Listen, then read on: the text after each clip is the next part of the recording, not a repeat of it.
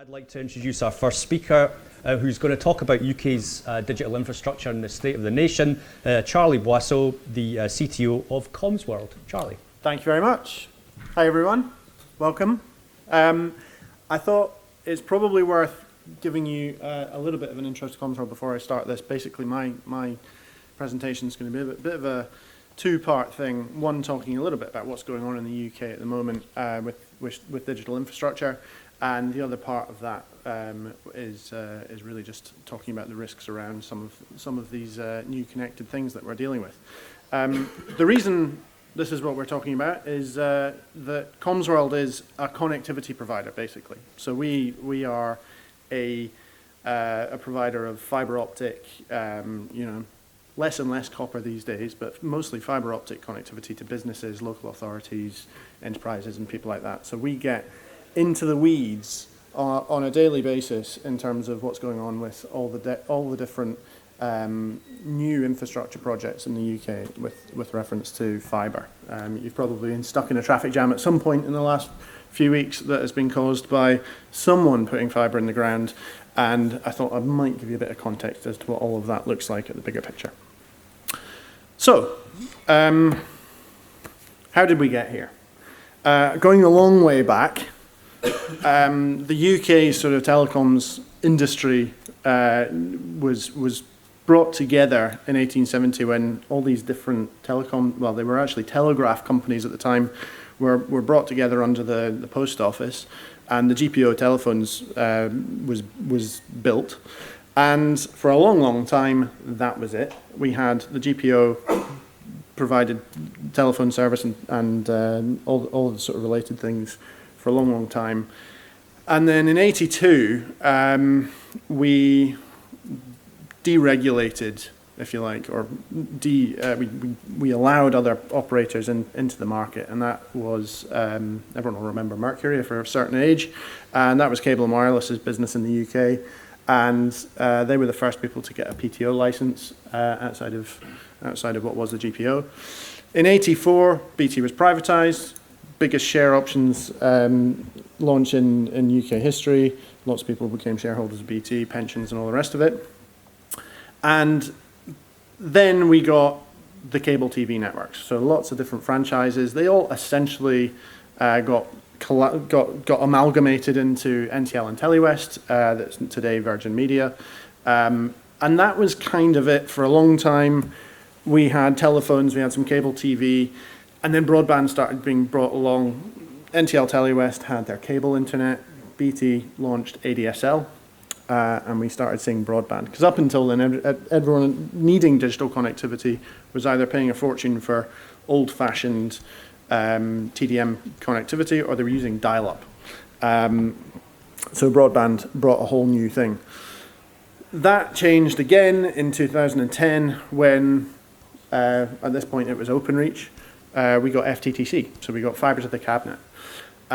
So, up until this point, we're basically still using all the same technology that was put in the ground, well, not the same technology, the same infrastructure, the same copper cables that were put in the ground in 1870 in some instances. A lot of it got replaced, but basically it was the same thing. So, huge big span of time, not very much change in terms of what's in the ground. Come on in, guys, there's plenty of seats around this side if you want to scoot around the front. But that whole period of time, we're basically talking about copper, right? Now what? We've got this pretty old, certainly reached the limit of what can be done with that copper infrastructure. What can we do now? We're sitting here with some OpenReach infrastructure, some Virgin Media infrastructure, now Virgin Media O2, and that's really what we're left with. And not an awful lot of competition in the UK. We have not very much impetus for either of these people to start putting fibre in the ground. And if you look at what happened in the rest of the world, we start seeing competition, we start seeing investment in fibre, some of the developing world putting fibre in before they put any copper in. If you go to places like Dubai, they put fibre in 20 years ago. We're still sitting with majority copper. So that left a huge gap in the market. There was demand that couldn't be filled by these guys and their predominantly copper networks. So what we have seen in the last few years is new businesses being created that are solely putting fiber in the ground, and they are rapidly accelerating. We are getting hundreds of new, what we're calling altnets, appearing every month, it seems, and already starting to see consolidation in that market where there's altnets acquiring other altnets, and the fiber gold rush, as we're now calling it, is very much underway. So we're getting to the point now where what was looking like a pretty horrific state of affairs in terms of fiber footprint in the UK is starting to look an awful lot healthier. We're still miles away from other European countries and the rest of the world. We're not the worst, but we're getting there slowly. And I have to say, it's fair to say to Openreach and Virgin Media that they constitute the vast majority of the fibre in the UK. It's not fair to say that they're still the copper operators. They're very much the biggest proponents of fibre in the country because of the size of their networks, and they are doing a huge big part of this. However, it wasn't because they wanted to do it. It was because these other guys started giving them some competition. So we are now seeing some improvement.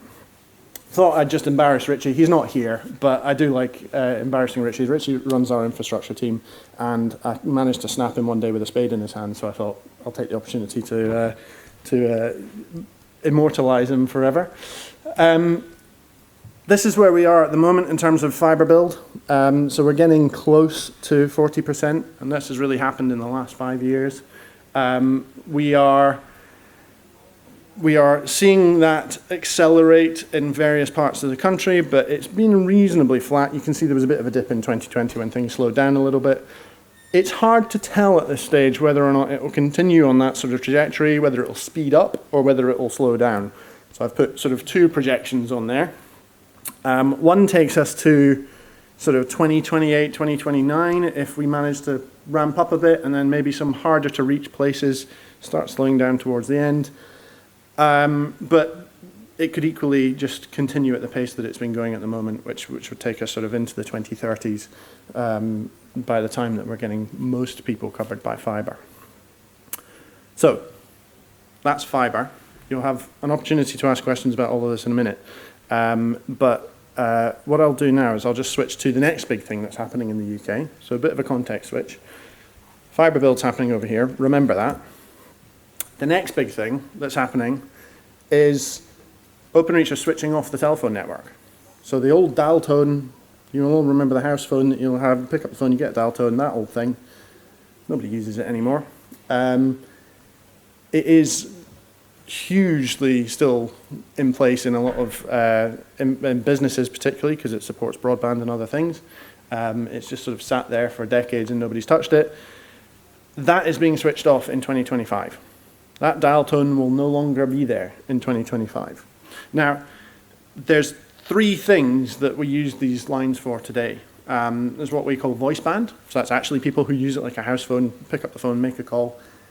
Less and less people actually use it as a house phone. More people have those lines installed into their buildings. I bet you, if you press the emergency button in the lift in the EICC, it'll be using an analog phone because it would work if there was a power cut and all these good things.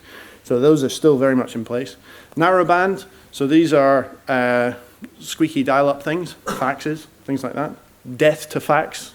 Ricky, our founder, sitting in the back, probably installed about 30,000 fax machines in his time. Death to fax. Finally, it's only taken us 100 years or something since the fax was invented. It's absolutely ridiculous that we're still using it. And broadband. So broadband is obviously here to stay, but we're still sitting broadband lines on top of analog lines. And what will happen is that they will basically stop working. So the broadband bit will still work, but the analog line will go away. Once we've got the phone lines switched off, it kind of makes sense to switch off the copper network. So that's the next big thing. We expect to see a huge number of the copper lines that we have today those properties will be able to receive a fibre service from someone, and that's likely to happen from 2023. You won't be able to buy a copper service even if the technology is all capable of working and everything else. There's two reasons for that. One is because there needs to be uptake on the fiber services. There really needs to be, a lot of people putting this infrastructure in the ground, Openreach spending a huge amount of money putting fiber in along with everyone else, and they really need to start seeing the revenue convert from the legacy technology that costs them money to maintain onto the new technology that's new and fresh and hopefully problem-free. So that's one of the main reasons. The other reason is that all this copper infrastructure gets brought back to BT exchanges. And that's the next big thing that will be happening. So 4 out of 5,000 BT exchanges. There's a BT exchange in every town, basically. And in cities, we've got several of them. There's 5,000 of them across the UK. 4 out of 5 of them will be closed. So that is going to be a huge piece of UK telecoms history put to bed, because these buildings started life with usually ladies plugging in patchboards, making calls in the 1920s or whatever. That one's a 1950s building, that's the Waverley Exchange in Edinburgh, but many of them go back a long, long time. There's buildings in London that are worth hundreds of millions of pounds in terms of land value, because they are enormous plots of land that will no doubt end up being turned into some pretty fantastic properties. They look amazing. You wouldn't believe these buildings you see in London. You go inside and they are just equipment rooms, and it's a complete waste. So this will be a huge project that's going to take 10, 20 years to turn it all off. There's an awful lot going on in these buildings, and that project will start in the next 10 years. So we're not going to see too much of that. We've got 10 years to switch off the phones, switch off the copper, make sure everyone's on fiber, and then take a big breath and we can start shutting down these buildings. BT's in a bit of a rush to do it, because they actually sold the buildings to a property company back when they needed to invest in fibre to the cabinet, needed a bit of cash injection, got a pension deficit and all sorts of other problems. So they sold off the buildings, and now they're paying a rent on these buildings every year. And so they're keen to get rid of them, which is fair enough. The challenge that they've got is there's lots of guys like me who have space in these BT exchanges now. So we operate our network by having racks of equipment co-located inside these BT exchanges.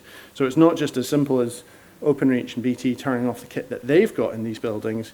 They have a huge big project in making sure that everyone in industry who has been using these buildings and using the infrastructure for the last 20 plus years, since that was co-location in telephone exchanges was made a thing, we've got to unpick our networks and remove ourselves from these buildings as well. So it's going to be an absolutely huge project.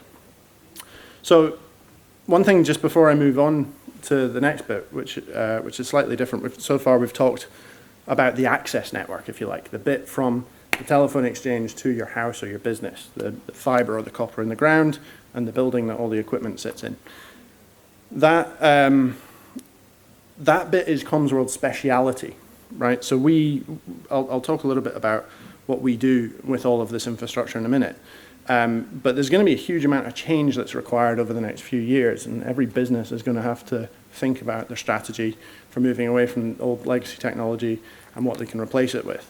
And COVID's helped a little bit with that, because it's fast-tracked people into using things like Teams and Zoom and using the telephony platforms that they used to use every day less and less, which is great. It's sort of saved some of that hassle. But there's a lot to go on there. There's a lot of things like lift lines and alarm lines and this and that and the next thing that you just don't even think about. They're just hidden in the background.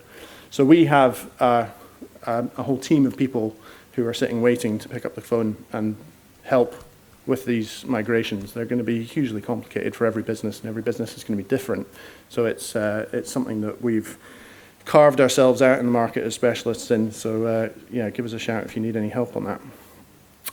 So just slight change, just last little bit. I mentioned that we talked about the access networks. The other bit that obviously makes a big impact to the infrastructure in the country isn't just the last mile, but it's the bit about getting connectivity up and down the country or wherever it needs to go. The internet predominantly lives in sort of London, maybe a bit of Manchester, where you've got all the big data centers. There's links across to Ireland and to Amsterdam and places where Amazon and Microsoft and all these people have their data centers. There's transatlantic links to the US, and wherever else. But the bit that's expensive, if you like, for companies like us is actually getting up and down the country, getting from, say, Edinburgh to London. So there's a few different things we can do there that have developments in the last few years. One is that OpenReach have been, with a little bit of a one hand behind their back, pulled by Ofcom in doing it, but they have actually been asked to launch dark fiber. Now that gives us the ability to just plug directly into OpenReach's fiber infrastructure without them limiting it in any way for the likes of Commsworld and other operators. So that exists in particular rural areas where there was not ever going to really be any competition. It was going to be too expensive for other fiber operators to go and dig out to all these places and put their own fiber in. So Ofcom have asked OpenReach to make that available, which is now the case, and we're utilising that. We've extensively utilised that, for example, to increase our backhaul between cities in places like the Borders and the north of Scotland, where previously it was very expensive for us to get the high capacity links we needed. And the net effect of that is that a customer in Stonehaven pays the same price as a customer in Edinburgh for their connectivity. And that's really the key driver for all of that. That was the remedy that Ofcom asked to be put in place to get that exact outcome. So we're waving that flag hard because we really believe that operators like Commsworld should have access to all of that. Another really interesting thing that's happening is Network Rail's Project Reach. So there's a program going on at the moment where Network Rail are working with industry to put fiber along the railways.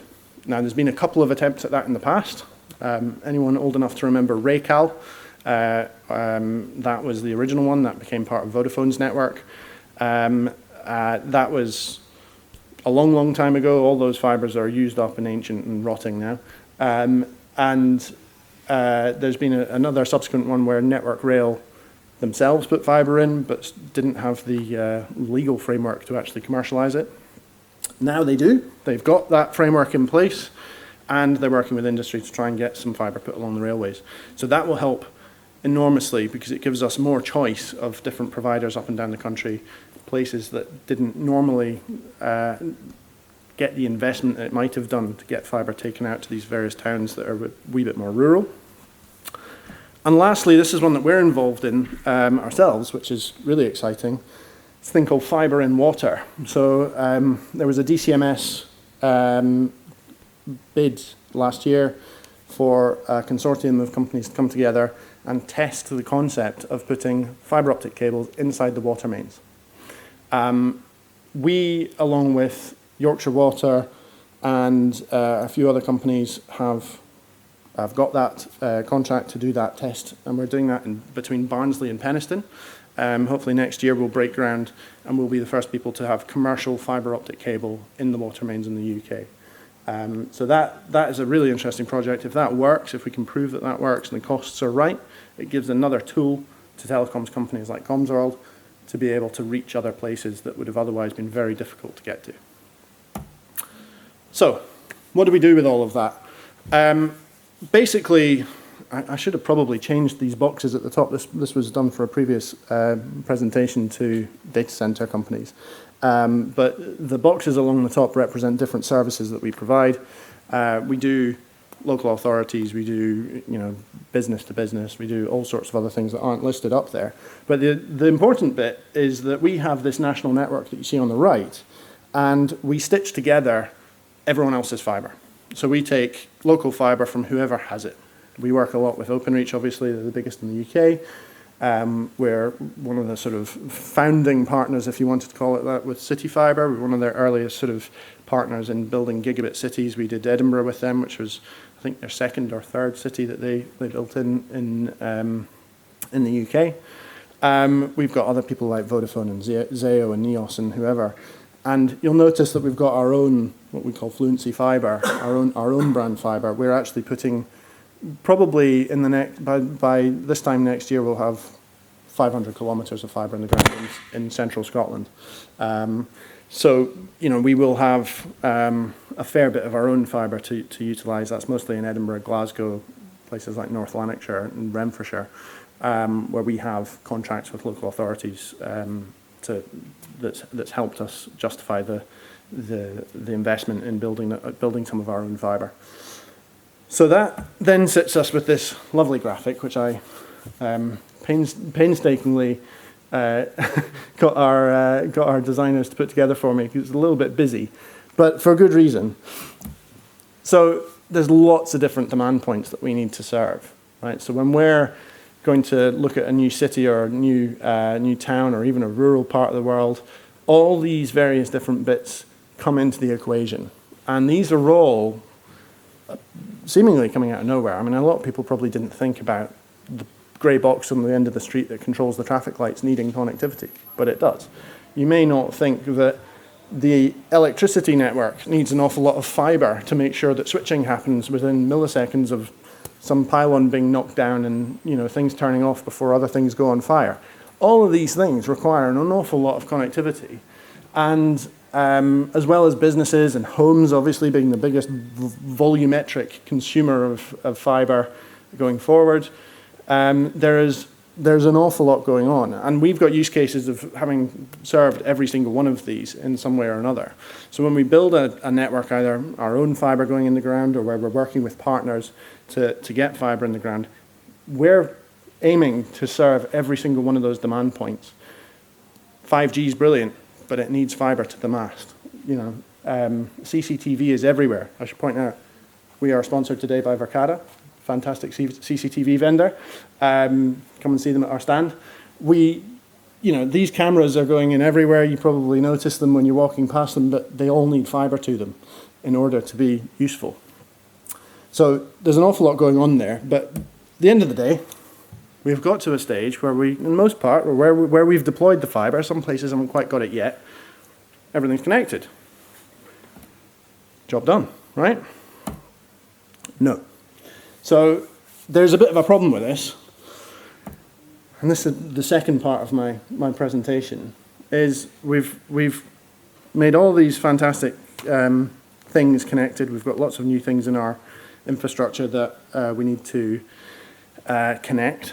However, from a risk perspective, what we've done is just made the attack surface really big. We've just put hundreds of things potentially onto the internet that weren't onto the internet before. Not necessarily onto the internet, and the majority of what we provide to local authorities and people is private networks, but nonetheless, it's still connected at some level. So, I've got two problems with this. One problem is that everything we do now, or not everything, but the vast majority of the things we do now, is going on in the cloud. Every piece of software you tend to use all day is software as a service, and that's fantastic. But as IT managers and infrastructure managers, it's very hard to know what's going on up there with your users. Your users now working from home and whatever else, very limited visibility of what's happening. Number two, who's got kids in the room who play video games? Yeah, so does anyone not know what that means? So my 7-year-old loves Among Us, and it's a great game. You're playing, it's a bit like Cluedo, I suppose, Cluedo for 7-year-olds. But, we've got these people inside our organizations, or not necessarily people, but maybe devices, that are imposters. These guys are potentially a risk to us. So, the traditional concept of having this nice internal network where everyone's angelic and perfect, and we've got our servers and we don't have to worry about them. We've got a badass firewall, and everyone on the outside's a baddie. This is not really fit for purpose anymore. We now have all sorts of people sitting all sorts of different places in the network, and all sorts of services we're consuming that sitting all sorts of other places not under our control, and that causes huge amounts of issues for IT managers and infrastructure managers. So this is what we end up with. We end up with all these different demand points, if you like, and lots of different services in various places, and we can potentially have disgruntled employees working from home, hackers, data leaks, spyware, IoT that's infected, whatever you want to think of can go wrong. There's all sorts of use cases we can point to where this has happened. So our solution for this is sort of two things, and I should note there are other presentations later on dedicated to this, probably going into an awful lot more detail, so have a look at the agenda. There's definitely some talks I want to go and see, because I've been learning an awful lot about this over the last 6 months where we've been launching these products. But basically, in a nutshell, as far as Commsworld's concerned, what we're offering here is cloud-based network and security as a service. So, and just for those who wonder whether I'm being a bit weird calling it SASE, that actually stands for something. It wasn't me that came up with it, it was Gartner. It stands for Secure Access Service Edge, and that is a whole other topic. But essentially, if we go back to that diagram, but we put Commsworld's cloud platform in the middle, where we're providing network as a service and security as a service, we're able to control all of those things, or at least have visibility of all of those things that previously were a challenge, or not previously, but are, if you like, in today's sort of cloud-first environment. So how do we do that? First of all, firewall. Firewall sits in two sort of formats. We've got firewalls that sit on the edge of every connection that we provide now. So they sit in the premises, or at home, wherever it might be. We also have a firewall that sits in the cloud. So we have a lot of customers now pushing all of their traffic through a very powerful platform provided by Fortinet, I should point out, where this isn't stuff we've rolled our own. This is best of breed next generation firewall services. But we have those virtualized in our cloud environment in Edinburgh and Glasgow, and customers' traffic flows through that essentially to take some load off the firewalls on the edge. SD-WAN. Anyone heard of SD-WAN, or who hasn't heard of SD-WAN before by this point? A handful. Good. Okay. So SD-WAN is the new wide area networking technology that essentially uses firewalls on every site to create a fully encrypted mesh network between all your sites. There's various pros and cons to doing all of that. One of the benefits of us having smart devices at the edge of every site is that we can now create an SD-WAN if a customer wants it. So if they want to be able to have private connectivity between their sites, they can do that, but they're also doing it with a box that is really powerful in terms of its firewalling capabilities. Zero trust. So I mentioned zero trust before, but zero trust is that whole imposter thing. So you're talking about someone inside the network that you previously go, well, they're inside the network, that's fine, we can trust them. No, you can't. They're probably doing something wrong, or they've got a device that's infected, or all sorts of things that could go wrong. So you really cannot trust that person or that device to be allowed into your network to do everything. So control that access into your network. This is basically VPN on steroids. Dial into your network, but give your users access to just what they need to have access to. And secure web gateway. So when your users in the network are trying to access the cloud, you normally not have very much visibility of what they're trying to do, what sites they're going to, what sites they're not. So we can now control that at the perimeter because of that new architecture. So I was told I needed to try and get that done in half an hour, so there was time for some questions, and I have managed to do it, which is a record for me because I don't normally do that. So we've got the big stand with the banner outside. You can't miss us. Come and talk to us. Really interested to hear anyone who has questions about UK infrastructure and where fibre might be coming or not coming. We normally know about these things before other people do, so come and ask us about that. And if you're at all concerned about the security of any of this stuff, again, we secure the infrastructure we install in the ways that I've just described. So we'll be happy to chat to you about that. We've got a few vendors with us. Things I haven't mentioned is, on top of this connectivity, we provide voice. So today we've got 8x8 with us in the stand, and we've got Verkada talking about CCTV and various other bits and pieces. So come and talk to us. And does anyone have any questions? I'm kind of hoping there's one or two plants in the audience who could probably ask me something really awkward. Yes? Jim? You talk a little bit about the infrastructure changing from copper to obviously fibre. Yep. How quickly do you think it's going to accelerate into wireless?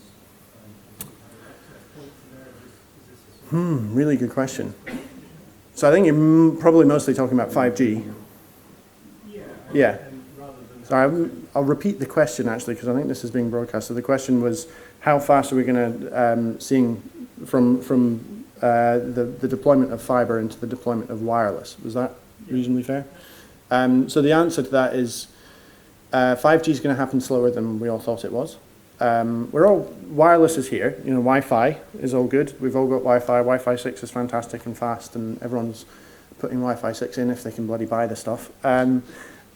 The 5G, the transition to 5G has started in a small part in the sense that the 4G networks are now getting 4G plus, which they're calling 5G. Happened with 3G. We sort of expected the same from the mobile operators. They've done exactly what we expected. Real 5G requires an awful lot more infrastructure. So real 5G is the small cell, millimeter wave stuff that really makes you get gigabit speeds on your phone in the middle of a town. That will happen only once the fibre deployment is done. Because in order to make that work properly, you have to have fibre to the small cell. So we have to put fibre in. And if we just go back to this diagram, if I could find it, there we are. There we are. There'll be small cells on buildings, there'll be small cells on the existing macro cell towers, there'll be small cells on traffic lights, there'll be small cells on CCTV. So as part of the strategy of putting fibre in everywhere, we're making sure that we're future-proofing it so that when a mobile network operator comes to us and says, I'd quite like to put a small cell on that CCTV tower, we can go, yep, no problem, we've got fibre in the base of that tower, it serves the CCTV, job done, easy peasy. So what we're doing is doing everything we can to make sure that when that finally happens, we're ready and it'll be really quick. But there's an awful lot of investment required and a lot of complicated conversations that have to happen with asset owners, people who own the masts and the towers and the CCTV poles and the traffic lights, and local authorities, building owners. It's a huge, huge project and they haven't even started it. So we're expecting that to probably take 5+ years before we start seeing city centres get meaningful 5G, which is everyone's surprised by. Everyone thinks 5G's been around for ages and we've been talking about it for so long, but it's not happened yet. Anyone else? At the very far back. So. Hi, 5G is quite, like I said, what we've been talking about it for a while. Yes. Are there like kind of known practical uses for it? I seem to see people talking about it excited, but then we don't actually know what we're going to use it. Well, so the question was, well, you've got a microphone, sorry, I don't need to repeat the question. The use cases that we're seeing at the moment are around, obviously it provides more bandwidth, but we're seeing sort of two main things that people want 5G for today. One is private 5G. There's this opportunity with 5G to go and apply for a little piece of spectrum from Ofcom and do your own little private 5G network. So we're seeing local authorities wanting to do that so that they can have all their things and people connected to a private network that's nice and fast. Some broadband operators are thinking that might be a good way to be able to quickly get customers connected. So private 5G is a thing, and also NB-IoT. So this new standard for Internet of Things devices like sensors that tell you when the bin's full in a park or whatever. At the moment they're using LoRaWAN, but LoRaWAN is got limitations, it's not entirely reliable. NB-IoT is effectively a very low cost way of using the 5G networks to do a similar thing. And we're seeing a lot of interest in that. So those are the two main things that we're seeing. Anyone else? Yes? Do you currently offer any express route provisioning for like Microsoft Content Delivery Network or AWS's? Yes, we do. Yeah, very good question. I'm glad you asked. We have a product that we call Cloud Connect. So in our sort of private networks that we provide our customers, we have on-ramps into all the different cloud providers. And basically, where previously you would have to use a VPN over the internet if you wanted to get into your private infrastructure in AWS or Azure, we basically provide you a pipe into AWS or Azure and plug it into your network wherever you need it. So yeah, we do, and it's something that we do almost every customer now. So are you readily available on the list? Like, so Yeah, we're not on the list because we use a partner to actually do the last bit, but we interconnect with them in London and Manchester. So if you come to us, we'll sell you the service, and actually it'll appear in the list as Equinix because they're our partner. So it's London to Yeah, you guys. yeah, exactly. So we're partnered with Equinix at the far end, just so that we don't have to have relationships with Google and Amazon and Microsoft and Oracle and this and that and the next thing. We aggregate all of that through a partner. But yeah, we can absolutely provide that service. And the main bit is that we can plug it into your office building or your data center in, Timbuktu, wherever it might be. It's extending it from London and Manchester into wherever you need it, and to do whatever you want to do with it. Anyone else? Yes. You mentioned that we were behind some of the countries in Europe in installing full fiber to the country. Why has the UK taken so long to why weren't we pioneering this infrastructure in comparison? Good question. I think a lot of it has to do with the history of the UK telecoms industry and the privatisation. I'm standing here as an altnet, if you want. We've taken advantage of the fact that there's been privatisation in the UK. Some of the other countries are the ones who had worse problems, frankly, because they had one national incumbent and only one national incumbent, and they had a very, very, very bad situation, and the business case was stronger for them. In the UK, to be fair to BT, they've kept that copper technology sort of giving us just about what we need over the years, enough so that the business case wasn't really there to go for fibre earlier. And I'd say that's probably the main reason. It did get kind of chronic at the end, though, where you're realizing that some places are still on ADSL, they can only get half a megabit, and the rest of the world's moved forward into tens of megabits, hundreds of megabits, gigabits, and you're kind of going, okay, well, that half a megabit starts to look really ridiculous, and the divide was kind of getting out of control. So it was well after time that we did do that, but I think the reason that we got away with it as a country for as long as we did is just because there was just enough competition and just enough to keep Ofcom happy, but by the skin of their teeth, and then it all collapsed 5 years ago, and the rest of the market went, right, well, that's it, we're coming along and going to steal some of your market share, BT. Anyone else? Yes? How do you think the cost of living crisis will impact the migration from fibre? Yeah, good question. That's a very good question. So we were seeing COVID accelerate everything an awful lot. I think it depends how long it lasts. At the moment, there's lots of good offers being put on the table by altnets and ISPs, and trying to put people on these social tariffs and people who are struggling. So there's lots of offers out there. That's really supported at the moment by the fact that all of the infrastructure is desperately trying to do this land grab. So there's all these companies trying to do the land grab, and they'll quite happily take a customer on at a lower price just to get the customer onto their network, because they're still spending huge amounts of money every month building infrastructure. They need to be showing their investors they're getting people onto the network, so they're quite happy to do that at the moment. There's a point where they really start needing to look at their revenue increasing, and if they've given it away for cheap to too many people, it will be a bit of a difficult one in the long term. So if the cost of living crisis goes on for years, we might start seeing a different attitude by all the broadband companies increasing their prices. At the moment, I think it's probably safe enough because we've got this huge amount of investment going into the industry. Pretend that didn't happen. Does that answer your question? Yeah, thank you.